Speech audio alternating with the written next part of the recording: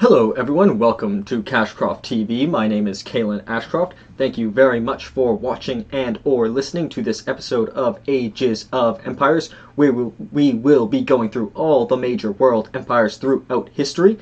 In this episode, we will be covering the Mongol Empire and the Khmer Empire, two very important and distinct empires. The Mongol Empire actually happens to be our second largest empire of all time, or the largest contiguous empire of all time, and the Khmer Empire is very unique in that it's from Cambodia and in parts an aquatic empire as well.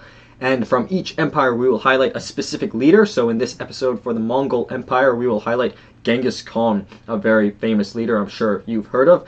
And from the Khmer Empire we will highlight Jayavarman II, the founder of the Khmer Empire. So two very important founding emperors who we will compare also at the end in the style of Plutarch's parallel lives in a comparison. So without further ado, we will begin with the history of the first empire, the Mongol Empire. So the Mongol Empire, we will seek to find it's the rise and the fall of all the empires, so we can sort of defer what might be the reasons as to why an empire might succeed and as to why it might, or distill why it might fail in the future, and apply this to current empires today. So the rise and fall of the Mongol Empire is one of the most remarkable stories in the history of the world.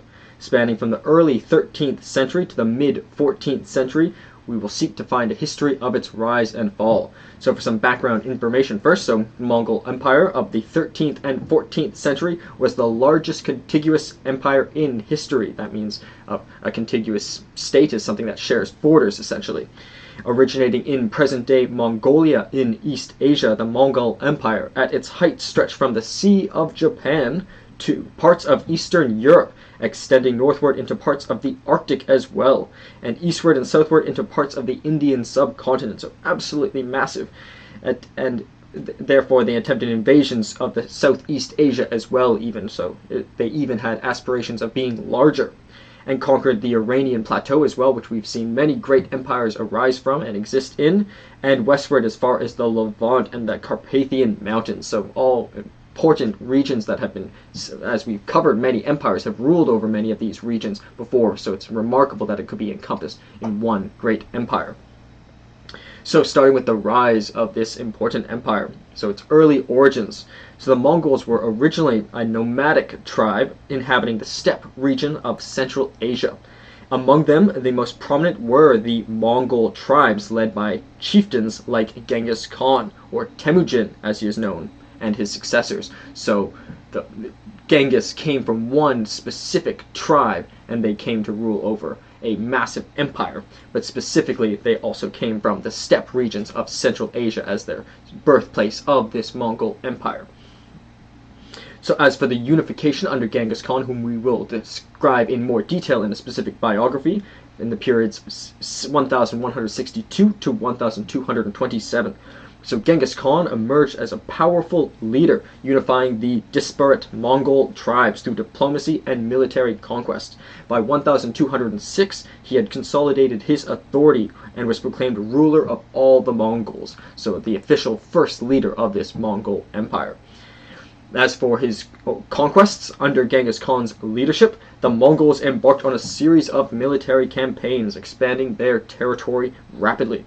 They conquered large parts of China, Central Asia, and the Middle East, employing innovative tactics and strategies that overwhelmed their opponents, so particularly adept in the use of horses, and as well, for example, we talk much about horse archers, which is one of the tools that the Mongols used, and perhaps one of their primary tools in that, for example, if you're shoot an arrow at 100 miles per hour, an arbitrary number, but the horse is also going 60 miles per hour. The arrow itself, if you're shoot forward, is going 160 miles per hour, so the velocities add together.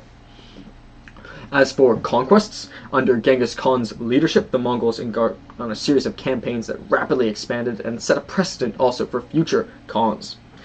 As for administration and governance, Genghis Khan implemented administrative reforms, creating a centralized government structure based on meritocracy. So perhaps one of the reasons it succeeded for so long is that it was based on merit and not necessarily hereditary birthright. As we shall see, many of the earlier Khans were elective rather than hereditary. Also, the centralization is important for originally a nomadic and tribal peoples, in that they centralized to give it a stronger government. He also promoted a religious tolerance and encouraged trade along the Silk Road, facilitating cultural exchange and economic growth. So not just great with the sword, but also with the carrot as well. He also knew how to implement trade as well, and also through this trade, also cultural exchange and exchange of information. As for his successors, after Genghis Khan's death in 1227, his empire was divided among his sons and grandsons, each ruling over different regions. Despite occasional conflicts and rivalries, the Mongol Empire continued to expand under the leadership like Ogedei Khan and Kublai Khan. So there's somewhat of a division after Genghis Khan, but still considered one large empire, despite the division amongst his sons. As for the peak of the Mongol Empire, expansion into Europe. So one of the most significant achievements of the Mongol Empire was the conquest of the vast territories of Eastern Europe. Led by leaders like Batu Khan, the Mongols invaded Russia, Hungary, Poland, and reaching as far as west as Eastern Europe. So these are also formidable sedentary peoples that had been sophisticated in warfare. So the fact that the Mongols were able to make it this far is a testament to their abilities. As for control over China as well, so Kublai Khan, the grandson of Genghis Khan, established the Yuan dynasty in China after conquering the Song dynasty in 1279. We've covered the Song dynasty in explicit detail in a previous episode. The Yuan dynasty ruled over China for nearly a century, integrating Chinese civilization into the Mongol Empire. So we discussed the Great Wall of China was produced over many hundreds and thousands of years even, and it was to keep the barbarians out, and ultimately these Mongols perhaps foreshadowing the Mongol invasion that happened at this time. As for cultural influence, the Mongol Empire facilitated cultural exchange between the East and the West, promoting the spread of ideas, technologies, and goods. It played a crucial role in the transmission of knowledge and cultural diffusion during the medieval period. So there's a great book, Guns, Germs, and Steel, and it talks about the unifiers throughout society. One of the earliest was currency, for example. Under one currency zone, even if two people don't speak the same language, they can communicate in currency. But another great unifier are empires themselves. So although perhaps it might not have been great that some peoples were conquered by the Mongols, at least it facilitated information sharing and also a common themes or cultural common identities throughout the empire. So at least it had a converging force on the history of mankind. As for decline and fall, however, of the Mongol Empire, so starting with overextension and internal conflicts. So the vast size of the Mongol Empire stretched its resources thin, leading to administrative challenges and internal conflicts among ruling factions. Succession disputes and rivalries therefore weakened the empire's cohesion. So we've seen this many times throughout many empires we've covered, succession disputes, and perhaps although they did switch over to hereditary systems, perhaps it wasn't clear succession at all times, or perhaps, for example, the ambition that Genghis Khan originally manifested of uniting tribes was perhaps maintained throughout many of subordinates. Also, other people within the Mongol Empire also had aspirations of forming their own empire, for example, in the spirit of Genghis Khan, whether or not related to him by blood. But allegedly, even I heard a statistic when I was young that I think 1 in 8 people are directly descended from Genghis Khan. So obviously he had many offspring, and many of these people would likely vie for control. As for resistance and revolts, so in conquered territories, resentment against the Mongols grew, so uprisings, leading to frequent rebellions and uprisings. Local populations, particularly in China and the Middle East, resisted Mongol dominance, further draining the empire's resources. So I would also say the further from the center of power within the Mongol Empire, the more likely the uprisings would be successful, because they'd be harder to hold down when they're so far from the center of the empire, and also as resources got thin. As for external threats, the Mongol Empire also faced external threats from emerging powers such as the Mamluks in Egypt and the rising Ottoman Empire in Anatolia, two very important empires which we will be covering. These powers successfully repelled Mongol invasions, limiting their expansion, therefore leading to the ultimate dissolution of the Mongol Empire. By the mid-14th century, the Mongol Empire had fragmented into several successor states, each ruling over smaller territories, so a division. The Yuan dynasty in China collapsed in 1368, marking the end of the Mongol rule in the region. The Golden Horde in Russia, which was also one of the successor states of the Mongol Empire, also declined, eventually succumbing to the rise of the Muscovy Empire. So thus, sort of the division, and then each of the divisions ultimately were had internal disputes, but also these external new empires ultimately came. So as for the legacy of the Mongol Empire, despite its eventual decline, the Mongol Empire left a lasting legacy on world history. It facilitated cultural exchange, established trade routes, and influenced the development of civilization in Eurasia and created common themes that we can still observe today. The memory of the Mongol Empire continued to shape regional politics and societies for centuries to come. I have heard one of the also contributions of the Mongol Empire, for example, is the spreading of lactose tolerance. For a long time, a lot of peoples were not lactose tolerant, but through all the Mongol raids, the Mongols were able to drink milk, so they were lactose tolerant, they were stronger, and they passed on these genes allegedly to many of the peoples they conquered. Two, I guess, inspirations for this series also are Age of Empires, the game, Age of Empires 2, particularly features Genghis Khan and the Mongol Empire, and was really an inspiration of my interest in history, and also the name of this series. Also Genghis Khan, there's a great series by Khan Igildun, Wolf of the Plains series. A great friend of mine, Hayden O'Dwyer, gave me those books, and it really inspired my interest in history, and it happens to be the content of this episode, so thank you very much. So, as for a specific biography of Genghis Khan, so also known, born as Temujin, who lived from approximately 1162 to the 25th of August 1227. Also known as Chinggis Khan, was the founder and first Khan of the Mongol Empire, which he ruled from 1206 until his death in 1227. It later became the largest contiguous empire, as mentioned in history. After spending most of his life uniting the Mongol tribes, Genghis Khan launched a series of military campaigns, conquering large parts of China and Central Asia. So that's some background. As for his early life, so for the birth and childhood of Genghis Khan. Genghis Khan, originally named Temujin, was born around 1162 into the Mongol tribe of Borjigin near the Onan River in present-day Mongolia. His father, Yesugei, was the chief of the Borjin tribe, and his mother, Holun, was from the Olkhound tribe, also a powerful tribe. So his father was a chieftain of perhaps the most powerful tribe, and his mother was a noble from a very powerful tribe as well. But nonetheless, he wasn't necessarily an emperor. He wasn't born likely to be an emperor, as he became. As for his challenging upbringing, Temujin's early life was marked by adversity. Much of this is highlighted, perhaps in great detail, by Khan Igildun in Wolf of the Plains. After his father's death, his family faced hostility from rival clans wanting to control his father's former tribe, forcing them into poverty and exile.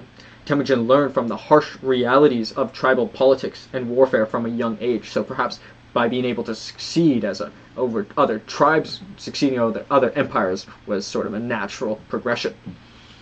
As for his leadership, emergence as a leader, despite his challenges, Temujin exhibited exceptional leadership qualities and strategic acumen. He formed alliances with other Mongol tribes and gradually gained followers, earning respect for his courage and wisdom. The great campaign in Age of Empires video game, you play as Genghis Khan and unite all the tribes, and hopefully they don't die by the time you make it to the final battle.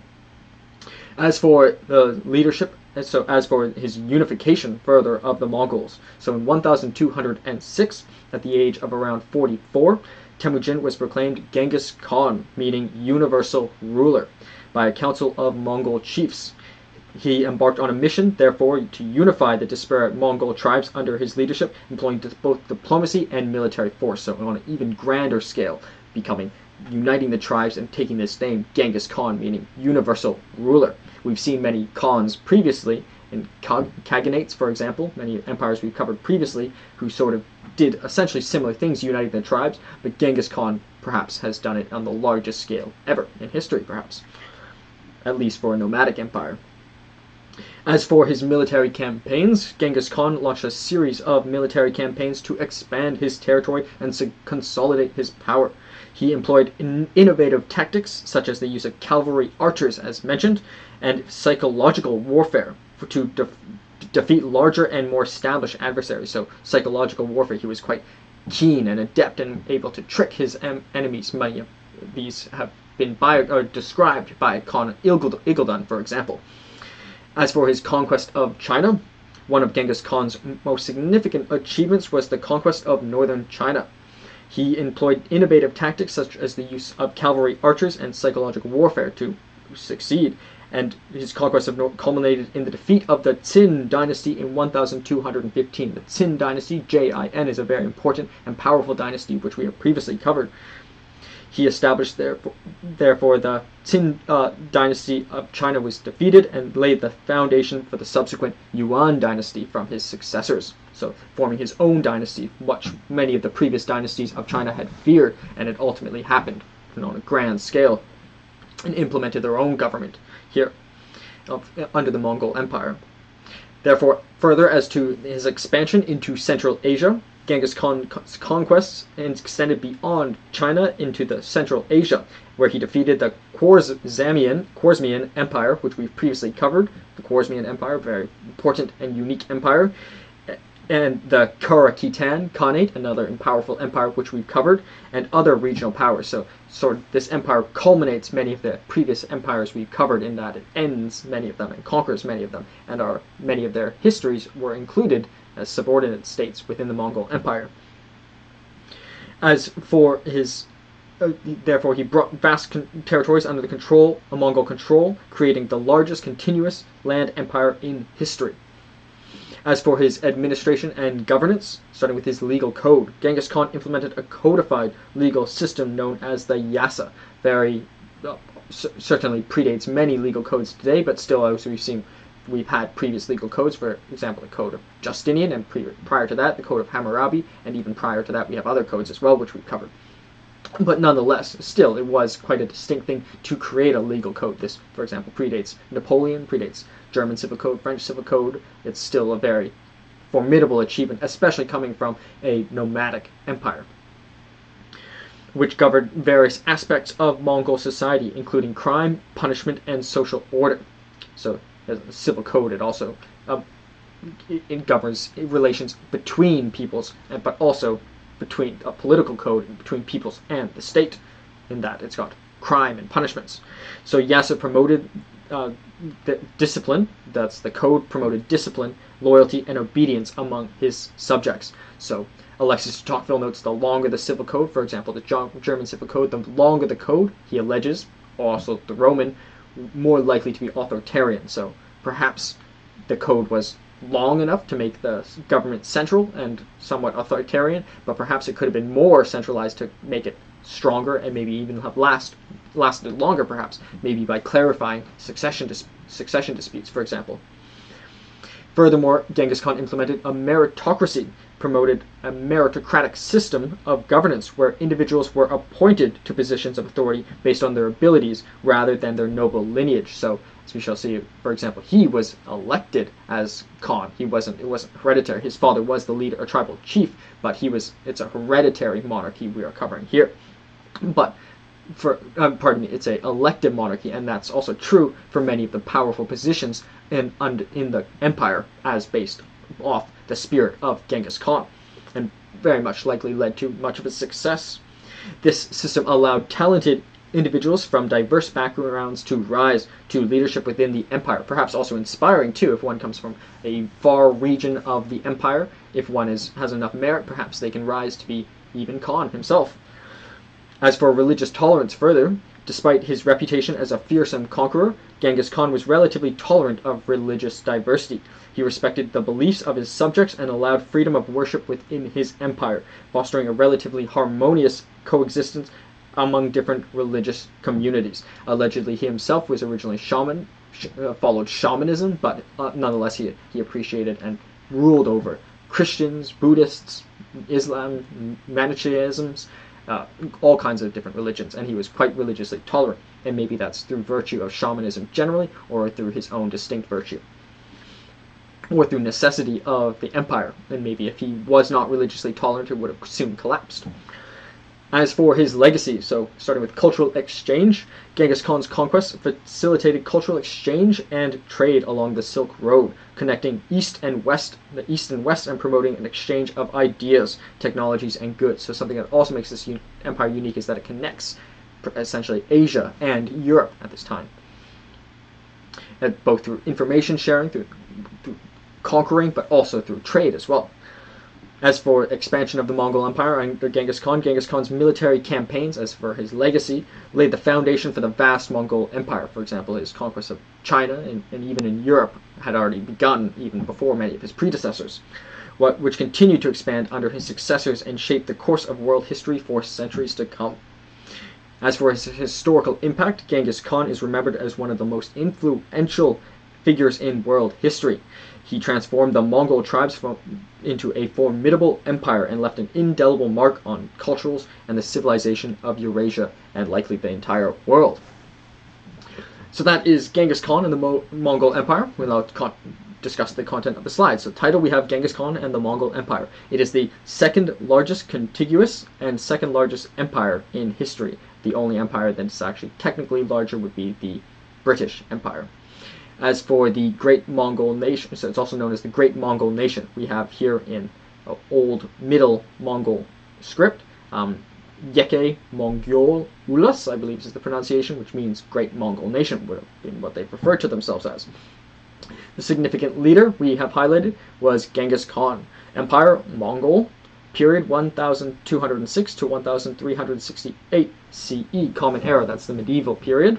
Modern locations include Mongolia, where it began, China, Russia, Kazakhstan, Kyrgyzstan, Uzbekistan, Tajikistan, Turkmenistan, Afghanistan, Iran, Iraq, and Turkey.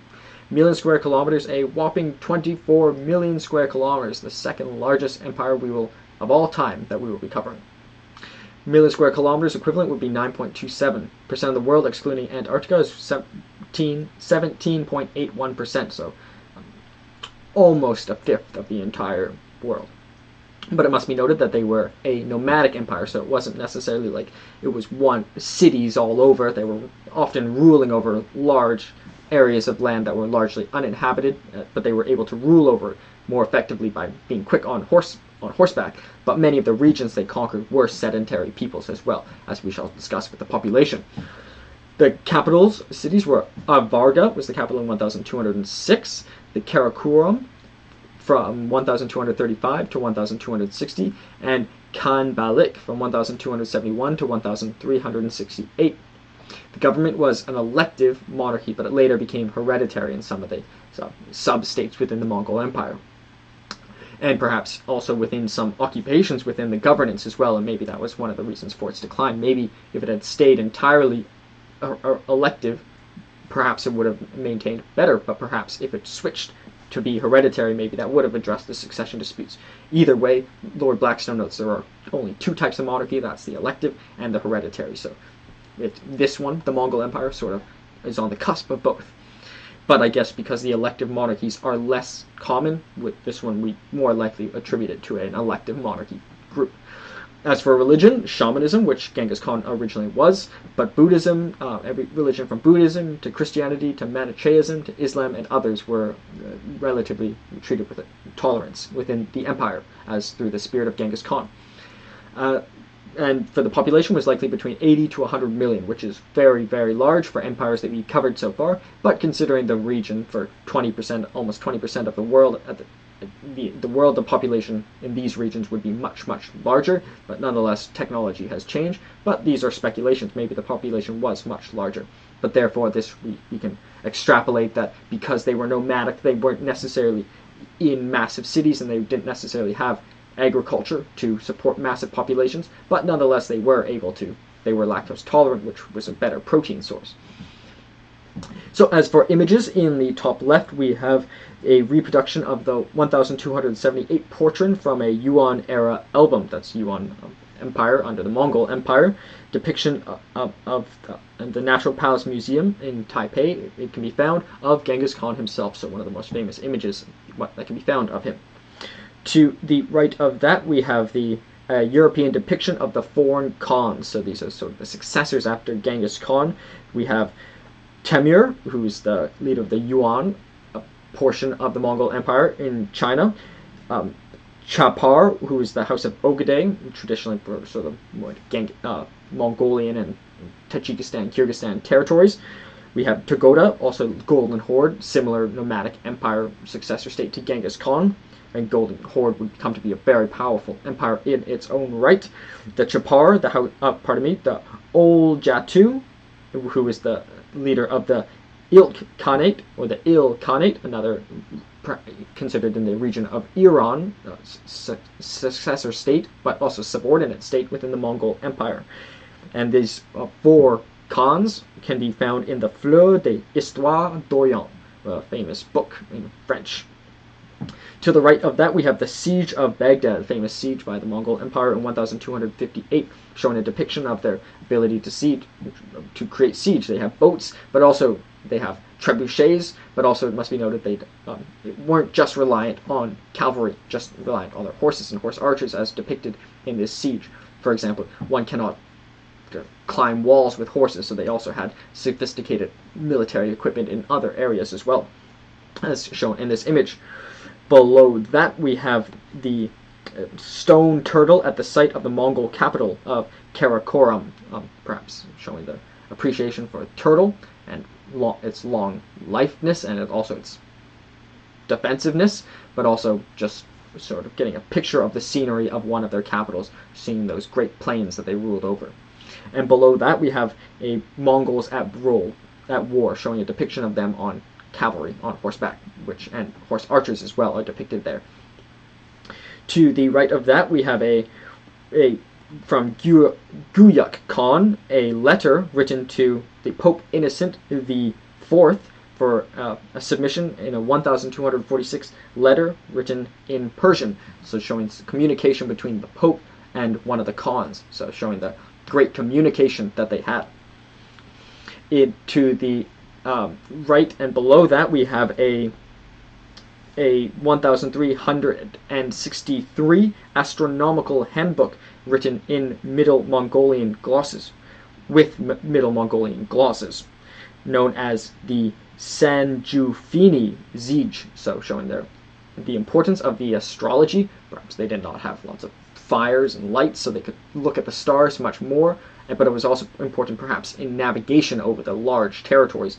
For example, huge cavalries, they needed to perhaps use this astrology for navigation, I would hypothesize, but also showing some of the sophistication at this time.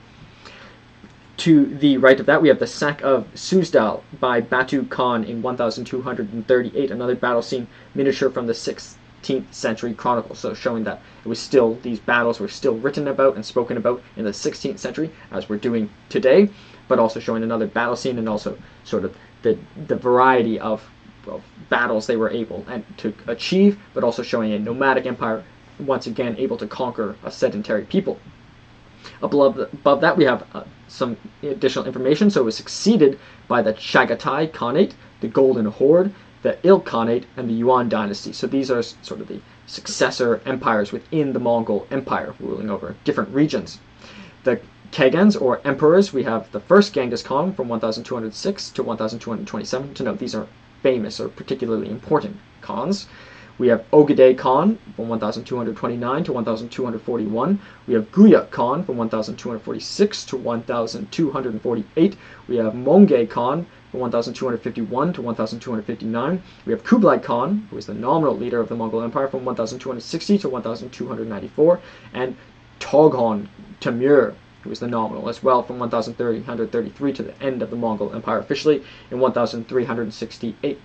In the top right we have the Mongol Empire likely at its largest territorial extent in 1,279, showing the full 24 million square kilometers of the Mongol Empire, the largest contiguous, so all sharing borders. So the British Empire was technically the largest of all time, but if, for example, they were not all sharing borders and all kind of patchy, the Mongol Empire was one big unit at a whopping 24 million square kilometers. So that is the Genghis Khan and the Mongol Empire, and we'll discuss the leader and empire more in the comparison with the Jayavarman II and the Khmer Empire. So the Khmer Empire, its rise and fall. The Khmer Empire is a fascinating history centered in present-day Cambodia. The empire was centralized in Cambodia, and it is a fascinating chapter in the Southeast Asian history. Therefore, we seek to find the history of its rise and fall. So the Khmer Empire was a Hindu-Buddhist empire in Southeast Asia, centered around hydraulic, so water-based cities in what is in modern-day northern Cambodia. It was known as Kamboja by its inhabitants. So they did not call it the Khmer Empire, they called it themselves Kamboja, and it grew out of a former civilization of Chenla, a previous civilization before the Khmer Empire, and lasted from 802 to 1431 CE. I'm missing the period, the dates on the slide, my apologies. Historians call this period of Cambodian history the Angkor period, after the empire's most well-known capital, Angkor, which is a great city my family has been fortunate to visit, but I was not able to, unfortunately, but I'd be grateful to visit it someday. After the empire's most well-known capital was Angkor, and Angkor Wat is a famous site. Once again, the dates of the empire was 802 to 1431 CE. The Khmer empires ruled or vassalized most of the mainland Southeast Asia and stretched as far as southern China. At its peak, the empire was larger than the Byzantine Empire, which has existed around the same time. So, that's as large, or perhaps even larger than the Byzantine Empire, the Eastern Roman Empire that we've discussed, and has been a very important and much discussed empire, but this Khmer Empire was essentially even larger, and at the same period. I'm going to, pardon me, quickly add the dates in here, so anyone sort of following around the slides can see the dates, pardon me. So, starting with the rise of the Khmer Empire. With the early origins, the Khmer people originally inhabited the region around the Mekong River Delta and the Tonle Sap Lake in what is now Cambodia. They were influenced by Indian culture and the religion, particularly Hinduism and Buddhism. So, although perhaps more centralized in Cambodia, but really had distinct Indian influence, particularly in Hinduism and Buddhism, distinct religions and cultures associated with the religions. So starting with the Chenla period, which is a previous civilization that predates the Khmer Empire. So the precursor of the Khmer Empire was the Chenla kingdom, which emerged in the 6th century CE. Chenla was initially under the influence of the Funan kingdom, but it gradually gained independence and expanded its territory in the region. So it itself was an enterprising kingdom. Starting with moving to the founding of Angkor, one of the famous capitals of the Khmer Empire. So the city of Angkor, located near present-day Siem Reap, became the capital of the Khmer Empire in the 9th century under King Jayavarman II. The specific leader we'll highlight, and perhaps the founder of the Khmer Empire. He is regarded as the founder of the Khmer Empire, and it initiated the cult of Devaraja, or God King, which became central to the Khmer political ideology. So perhaps maybe distinct from the Mongol Empire that we covered, which was an elective monarchy. This would be on the other end of the spectrum, where it was an absolute monarchy, hereditary and divine kings, so they were church and state were linked as well. And this was done so under King Jayavarman II, and known as the God King. As for the Golden Age under Jayavarman II, so the Khmer Empire reached its zenith during the reign of King Jayavarman II, reigned from 1113 to 1150 CE. He commissioned the construction of Angkor Wat, a great site still existent in Cambodia, the largest religious monument in the world, dedicated to the Hindu god Vishnu. As for military conquest, the Khmer Empire expanded its territory through military conquest, particularly under rulers like Jayavarman II, whom we will... Oh, pardon me, and the seventh was particularly the conquesting one. Jayavarman II founded the empire. Jayavarman VII was particularly the one to expand the empire, and he reigned from 1181 to 1218 CE. Jayavarman VII extended Khmer control over much of mainland Southeast Asia, including present-day Thailand, Laos, and Vietnam, extending its territories to even larger than the Byzantine Empire at the time. As for the peak of the Khmer Empire, starting with architectural splendors, the Khmer Empire is renowned for its magnificent architecture, and I attest, having studied many empires to date and following this is some of the greatest architectural achievements I believe I've ever seen. I think architecture is sort of the peak of a form of art. So to draw it is one thing, to master, for example, the foundation is one thing, but to really manifest it and create something that lasts and is beautiful, I think is really an epitome of art, an epitome of civilization, and something certainly the Khmer Empire achieved. For example, is renowned in temples such as Angkor Wat in Cambodia, Bayon, and Ta Prohm are all great sites I'm grateful to visit someday, and if you have, you are very fortunate. These temples served as religious centers, administrative hubs, and symbols of Khmer power and prosperity. It's significant also that they still exist today. As for trade and prosperity, but also a testament to the resources, so to feed all the people, to build these sites also is a testament to the power and influence of the empire. As for trade and prosperity, the Khmer Empire benefited from its strategic location along the maritime trade routes, connecting India, China, and Southeast Asia. It engaged in trade with neighboring empires and kingdoms, importing luxury goods and exporting agricultural products, textiles, and precious metals, so also very much a trading state too. As for cultural flourishing, the Khmer Empire was a center of cultural and intellectual activity at the time, attracting scholars, artisans, and religious practitioners from across the region. Khmer art and literature and religion thrived during this period, leaving a lasting legacy on Southeast Asian culture. If the great achievements in their architecture are any indication as what the intellectual spirit might have been in the region, I think it certainly shows some alignment, but also showing bringing in other religions and generally religious tolerance. And although they were enterprising and very much able to conquer, like many of the other empires we've seen, also really prioritized trade and negotiations between peoples and other empires, and perhaps in a way too in their own defense. But however, for the decline and fall of the Khmer Empire, which has inevitably become of all the empires we've covered thus far, starting with internal strife and decline. The decline of the Khmer Empire began in the 13th century CE due to internal strife, succession disputes, and administrative challenges.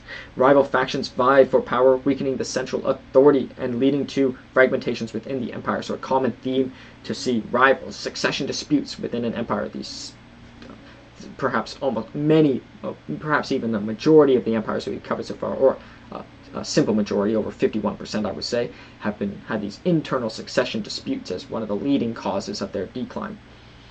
As for the Thai incursions that also came, so the emergence of an external factor, the Thai kingdoms in the north, particularly the kingdom of Ayutthaya, which we will discuss more in detail, posed a significant threat to the Khmer Empire. That Thai incursions into the Khmer territory, combined with the internal stability, as mentioned, therefore contributed to the empire's decline. So perhaps I also note these external and internal factors probably lead into each other. If there are succession disputes, the enemies will perhaps capitalize on, or if the enemies are at the gates, perhaps there might be more likely succession disputes.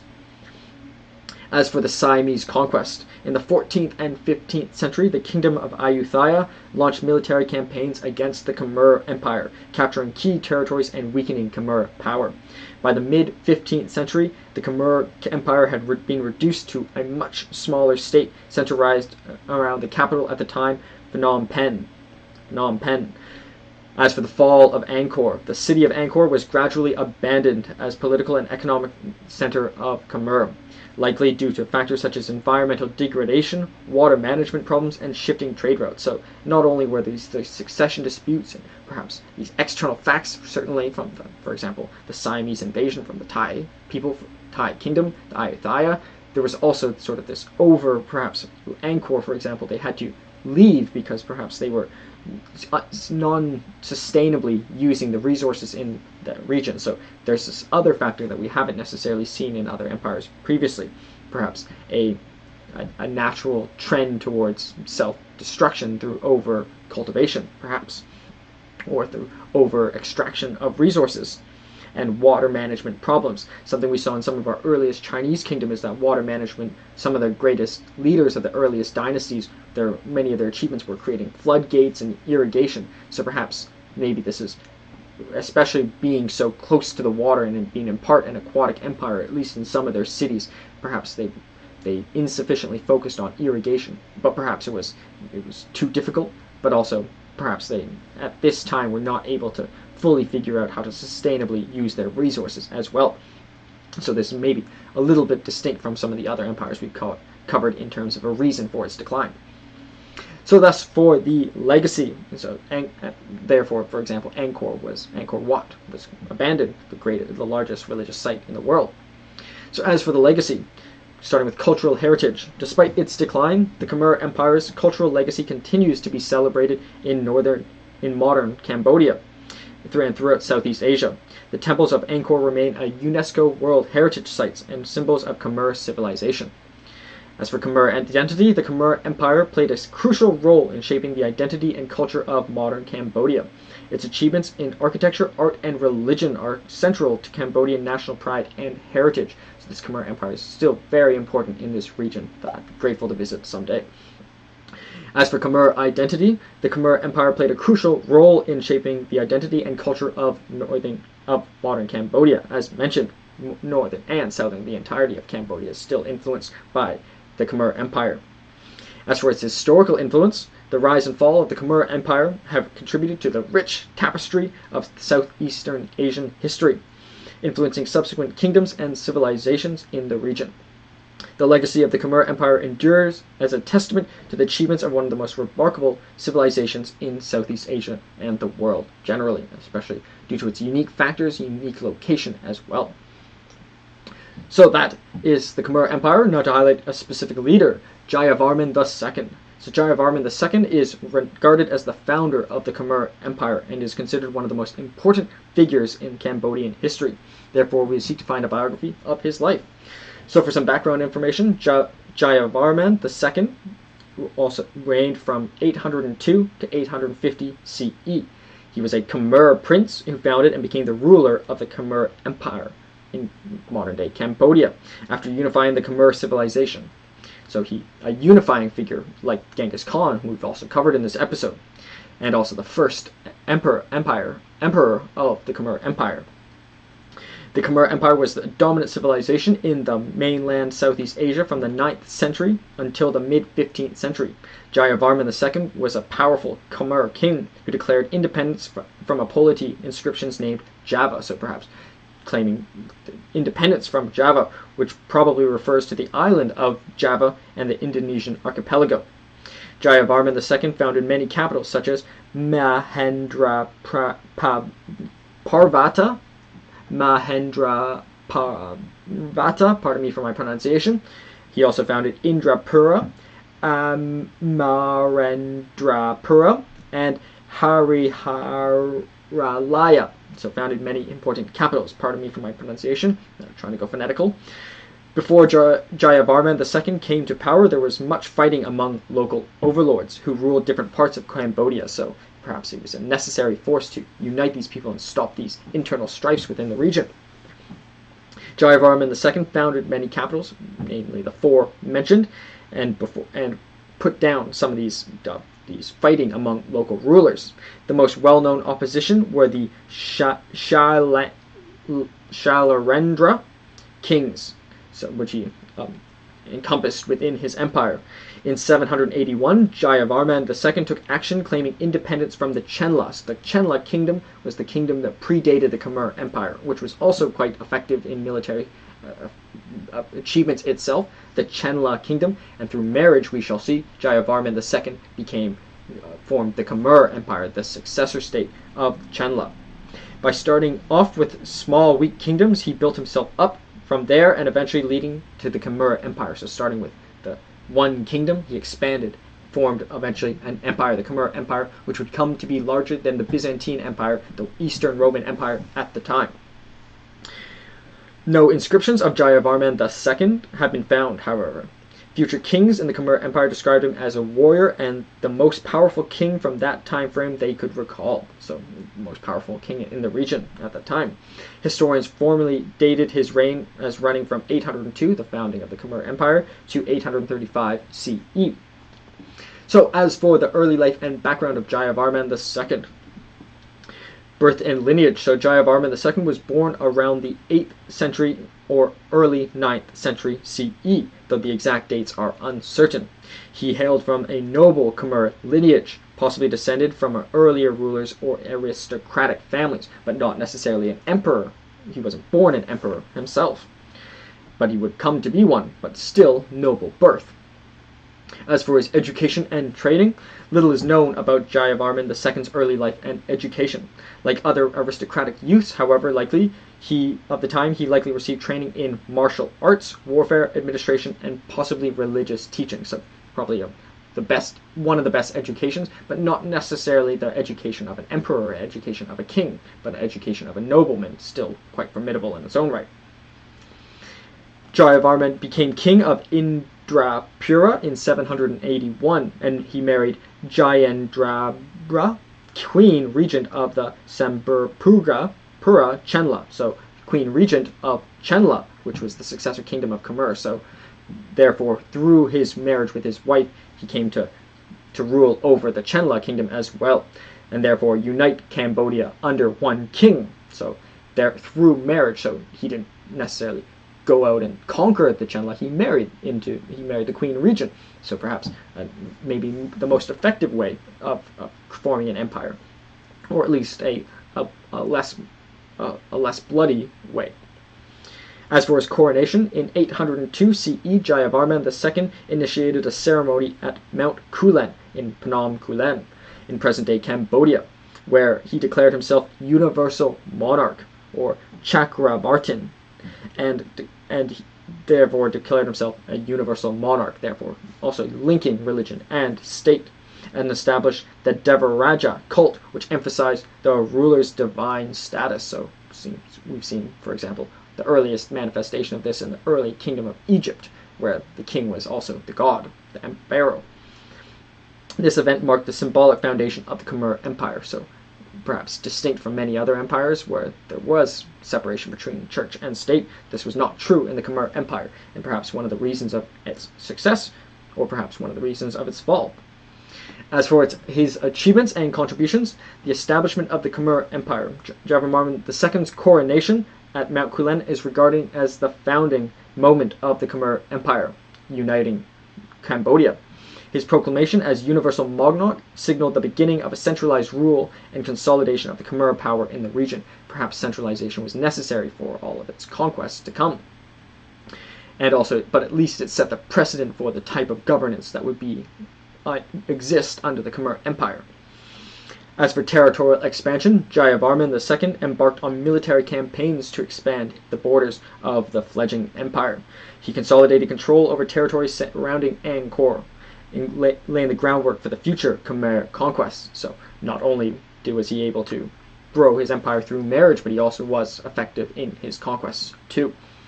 As for cultural and religious patronage, Jayavarman II was a patron of Hinduism, which was the dominant religion of the Khmer Empire during his reign. He sponsored construction of Hindu temples and monuments, contributing to rich cultural heritage of Angkor, as we shall see the beauty of this largest religious site in the world. As for his legacy and the end of his reign, starting with his foundational role, Jayavarman II's reign laid the foundation for the Khmer Empire, subsequent growth and prosperity. His establishment of a centralized authority and the Devaraja cult provided a framework for the future Khmer rulers to govern their expanding empire. As for his succession, details about the end of Jayavarman II's reign are unclear. It is believed that he was succeeded by his son or a member of the royal lineage, so likely hereditary, though the specifics of succession during the period are often shrouded in mystery. As for the historical memory, Jayavarman II is remembered as the visionary leader who founded the Khmer Empire, as mentioned, and established the tradition of divine kingship in Cambodia.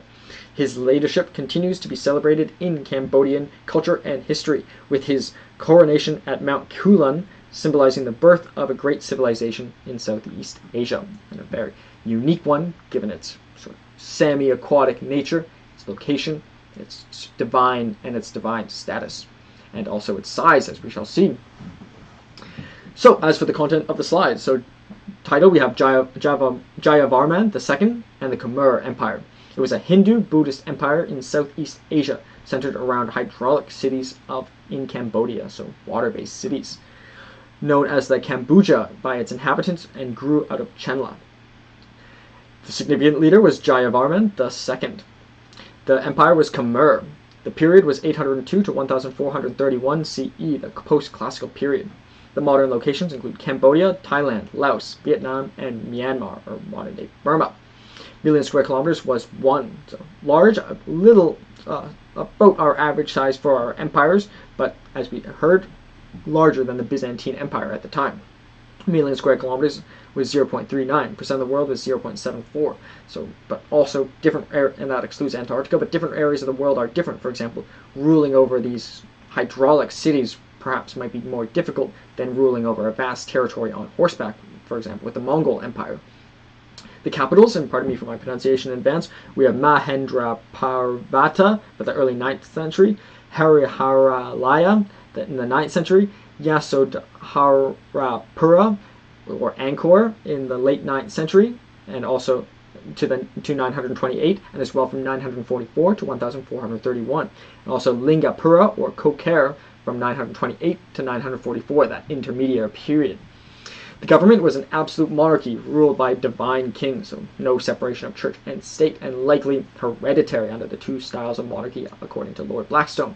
Common languages, since Sanskrit was the liturgical language and Old Khmer was the spoken language. The religion was Hinduism and Buddhism. The population was from 10 to 20 million. As for images, in the top left we have the Khmer Empire written in traditional script. To the right of that we have the Temple of Ban Tie Srey, built in 967 CE, soon after the founding of the empire, or sort of at the peak, actually, perhaps, of the empire. To the right of that, the Pyramid of Kokher.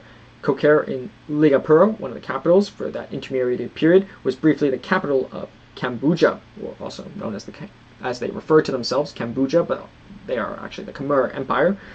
And below that, we have Bakong, one of the earliest temples, mountains, Khmer temples, temple mountains in Khmer architecture, so the temple mountains or a pyramid as well. And below that we have the great Angkor Wat. Family's been fortunate to visit. I endeavor to go there someday. It's the largest religious site in a massive complex. And I've been to Thailand, and even in Thailand they were celebrating the greatness of this site with miniature replicas.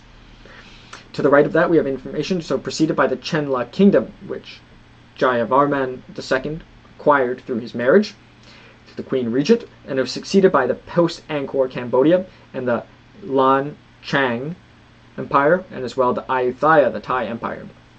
Some significant dates: the enthronement of Jayavarman II was in 802 CE, marking the start of the Khmer Empire and the uniting of Cambodia. The construction of Angkor Wat began from 1113 and up to 1150 CE, and the fall of Angkor was in 1431 CE, partially perhaps through their own doing and not through their through internal factors, external factors, but also through their own perhaps lack of self-sustainability. To the right, we have the large region of the Khmer Empire. We have covered the Srivijayan Empire, which was also a hydraulic empire. And we also have the Tang Dynasty, an important empire we've also covered.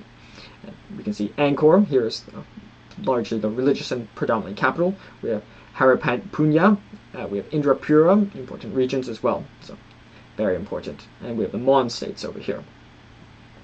And as we can see, based on modern day Cambodia, but also including parts of Thailand, Laos, Vietnam, and Myanmar, or Burma. So, as for a comparison between Genghis Khan and Jayavarman II in the style of Plutarch's lives, to hopefully learn a bit more about how they are unique through their differences, and also about their respective empires. So, starting with background and rise to power, starting with Genghis Khan. So, he came from a nomadic background. Genghis Khan was born into a nomadic Mongol tribe, experiencing a childhood of hardship and tribal conflict. So, after the death of his father, it wasn't certain even that he'd be tribal chief.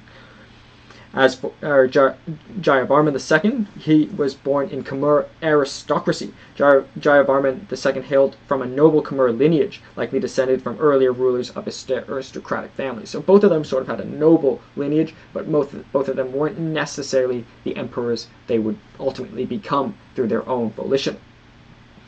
As for their military leadership, Genghis Khan emerged as a powerful leader through military prowess and diplomatic skills, unifying the disparate Mongol tribes under his rule, largely through the sword.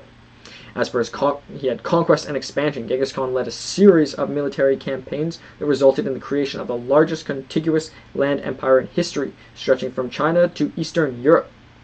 As for Jayavarman II, the establishment of divine kingship. He proclaimed himself as universal monarch, unlike Genghis Khan, who was an elective monarch. So Jayavarman was known as the Chakravartin and established the Devaraja cult, emphasizing the ruler's divine status. So, although they both became emperors, perhaps Genghis Khan over a larger emperor, Jayavarman's II's relative power as also being the god within his empire might have been greater than that of Genghis Khan in terms of what they were able to do. Whereas Jayavarman was the law, Genghis Khan to some degree might have been subordinate even to the civil code that he created. As for furthermore, for Jayavarman II, in terms of his territorial expansion, Jayavarman II consolidated control over territories surrounding Angkor, laying the groundwork for the expansion of the Khmer Empire in subsequent centuries. So, therefore, however, his initial creation of the empire was through marriage, so perhaps he also maybe was more versatile in his means, but maybe not as great of a military success as a military conqueror as Genghis Khan. But maybe if they were to switch positions, maybe Jayavarman II might have been the better military conqueror, and maybe Genghis Khan might have been the better at marrying queens, perhaps. But all we can deduce is Jayavarman II was successful in his area, and Genghis Khan was successful in his area. As for the under Jayavarman II, also for the cultural and religious patronage, he was a patron of Hinduism and sponsored the construction of Hindu temples and monuments, contributing to the architectural legacy of Angkor and Angkor Wat as well, specifically. So Genghis Khan, however, was ascribed to originally shamanism, but he was relatively religiously tolerant. He didn't really push shamanism, but he also allowed those he conquered to follow their own religion, whether through necessity or through his own volition. Whereas Jayavarman II was actually proactively Hinduist by creating these temples. Maybe it was for the sake of the temples themselves and less so for the religion, but nonetheless he seems to have more of a religious focus than Genghis Khan. And furthermore, Genghis Khan maybe was the more religiously tolerant because he wasn't going around building shamanist temples all over. But maybe that was just the virtue of being shamanist. So perhaps it comes down to their differences in the religions themselves rather than their approach to other religions. As for their backgrounds and rise to power, so for Jayavarman, he's once again they both came from the aristocracy, but they both came to be ultimately to be emperors, which neither their fathers were emperors. As for some comparisons, as for their cultural and religious impact, so religious tolerance, Genghis Khan was relatively tolerant of religious diversity within his empire, promoting religious freedom and encouraging cultural exchange. As for trade and cultural exchange, the Mongol Empire facilitated trade and cultural exchange along the Silk Road, connecting East and West and promoting the spread of ideas, technology, and goods. Whereas for the Jayavarman II was also very focused on trade, but maybe had more of a focus on his architectural legacy, where his reign was marked with the beginning of an extensive building project such as Angkor Wat, which would come to be the largest religious site in the world, including the construction of temples and monuments that would become iconic symbols of the Khmer civilization. So in that respect, they might be even diametrically opposed, because not only was Genghis Khan the ruler of a nomadic empire, Jayavarman II was proactively creating sedentary, locking him into places by building these monuments. As for their further comparison, so both Genghis Khan and Jayavarman II were visionary leaders who played pivotal roles in the establishment and expansion of their respective empires. They both employed military conquests and strategic alliances to consolidate their power and territories. As for their legacies, Genghis Khan left a lasting legacy on world history, shaping the course of civilizations across Eurasia and influencing subsequent empires and states for centuries to come, perhaps even having genetic influence, for example, lactose tolerance, or even through his direct lineage. As for the legacy of Jayavarman II, he is remembered as the founder of the Khmer Empire and divine king, setting the stage for the type of government under the Khmer civilization. Both rulers left lasting legacies on their cultures and civilizations of their regions, shaping religious beliefs, or not, or through being tolerant, for example, or through being proactive, for example, by creating temples, and also forming political ideologies. Genghis Khan, for example, had a meritocracy system where those who were best suitable for a position of leadership were more likely to get it, whereas Jayavarman II was divine king and had a cult around him, and a much larger architectural focus, whereas Genghis Khan seems to have little focus at all on architecture. In fact, maybe broke more architecture through sieges. As for further contrasts, Genghis Khan rose to power through a nomadic background and created a vast empire through military conquests, while Jayavarman II hailed from a noble lineage and established the Khmer Empire through political and religious consolidation. Genghis Khan promoted religious tolerance and cultural exchange within his empire, while Jayavarman II was a patron of Hinduism and emphasized the divine status of the Khmer ruler. It's quite different there. Also, very distinct regions of the world, too. The Mongol Empire under Genghis Khan thus was characterized by its nomadic heritage and extensive land conquests, while the Khmer Empire under Jayavarman II was centered around the urban civilization of Angkor and its architectural achievements and divine status of its emperor. So, that is Genghis Khan and Jayavarman II of the Mongol Empire and the Khmer Empire. This is episode 51 of Ages of Empires. My name is Kalen Ashcroft. Thank you very much for your support. This is Cashcroft TV, and I'd be very grateful if you continue to provide it. Thank you so much.